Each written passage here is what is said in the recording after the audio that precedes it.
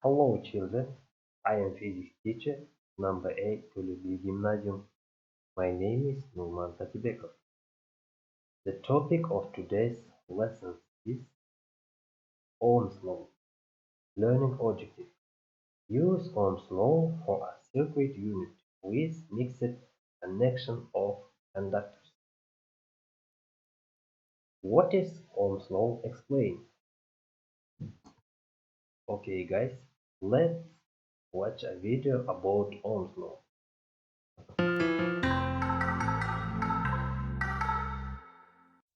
The Ohm's law in simple words gives us the relationship between the current, the voltage and the resistance in a circuit.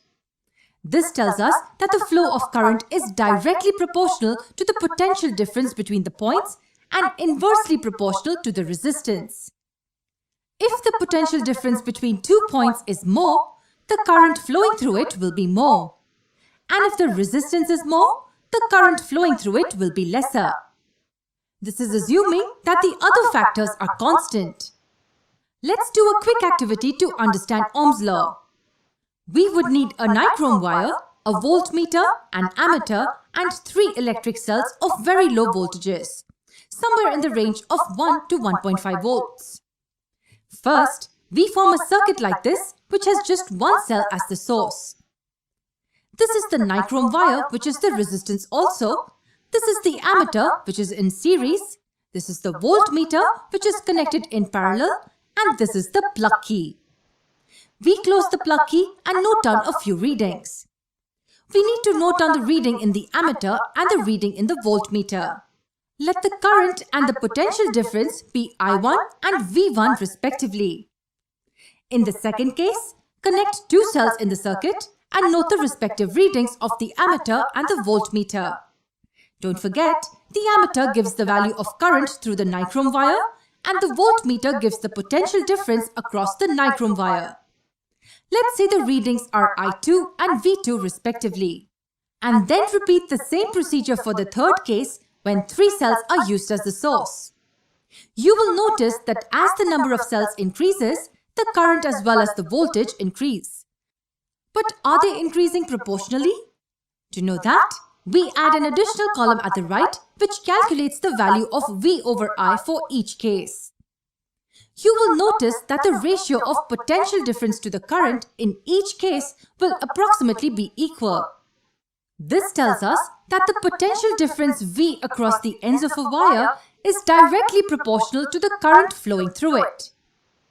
This relationship was discovered by a German physicist, Georg Simon Ohm, in the year 1827. Notice that the resistance here is constant and we also assume that all other factors including temperature are also constant. This is the Ohm's law. If V is directly proportional to I, it also means that V over I is constant. And that constant is nothing but R or the resistance. What is resistance? It is simply the property of a conductor to resist the flow of charges through it. Here in this experiment, it was constant. The SI units of voltage and current are volt and ampere respectively. But what's the SI unit of resistance? It's ohm and is represented by this Greek letter. If the potential difference across 2 ends of a conductor is 1 volt and the current through it is 1 ampere, then the resistance of the conductor will be 1 ohm. In the next video, we will look at another interesting experiment to understand the Ohm's law. Okay. Statement of Ohm's law. The basic law concerning the flow of electricity is Ohm's law. Ohm's law states that when electrical potential creates a flow of electricity, the current and the electrical resistance of the circuit are proportional to the voltage. Next, in mathematical terms, V equally I multiply R, where V is voltage, I current, and R is resistance. Ohm's law triangle. V equally I multiply R. I equally V divided by R.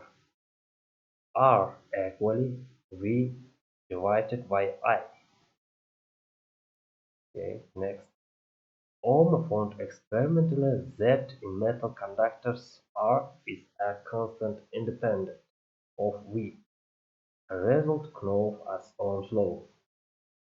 Thus, Ohm's law isn't a fundamental law of nature, but rather a description of a certain class of materials, metal conductors, whose temperature doesn't change much. Such materials are said to be ohmic. Materials of devices that don't follow Ohm's law are said to be non-ohmic. Okay, check your understanding. Completing tasks. Task 1. Individual work. Fill in the table. Quantities, symbols, equations, and units of measurement. Okay, answer. Quantity. Current. Symbol I. Equation I equally V divided by R. SI unit ampere. Quantity. Next, quantity. Voltage. Symbol B. Equation V equally I multiply R. SI unit volt. Next, quantity. Resistance. Symbol R. Equations R equally V divided by I. SI unit ohm. Okay. Next, task 2. Calculate the resistance of the filament in a light bulb that carries 0.4 ampere when 3 volts is impressed across it. Okay. Answers. Given I equally 0.4 ampere, V equally 3 volt. To find R. Decision. R equally V divided by I equally 3 volt, 3 volt divided by 0.4 ampere equally 7.5 ohm. Answers are equally 7.5 ohm. Next, task 3. Electric shocks popular in the cold weather have a 20 ohm heating element that is powered by a 9 volt battery. How much current warms your feet? Answers. Given R equally 90 ohm, V equally 9 volt. To find I. Decision. I equally V divided by R equally 9 volt divided 90 ohm equally 0.1 ampere. Answer I equally 0.1 ampere. Task 4. Calculate the voltage difference in a circuit with a resistance of 25 ohm if the current in the circuit is 0.5 ampere. Answers. Given R equally 25 ohm, I equally 0.5 ampere. To find V. Decision. V equally I multiply R equally 0. Ampere multiply 25 ohm equally 12.5 volt. Answer. V equally 12.5 0.5 volt. Next, task 5. Calculate the resistance of a fire if 0.5 volt occurs. It causes a current of 2.5 ampere to flow. Answers. Given I equally 2.5 ampere, V equally 0.5 volt.